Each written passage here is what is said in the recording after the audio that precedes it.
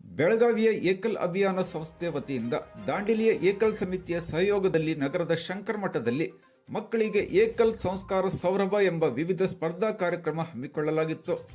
ಯಲ್ಲಾಪುರ ಮತ್ತು ಜೋಯಿಡಾ ಭಾಗದ ಸಂಸ್ಕಾರ ಕೇಂದ್ರದ 20 ವಿದ್ಯಾರ್ಥಿಗಳು 9 ಸ್ಪರ್ಧೆಗಳಲ್ಲಿ ಭಾಗವಹಿಸಿ ತಮ್ಮ ಪ್ರತಿಭೆ ಪ್ರದರ್ಶಿಸಿದರು.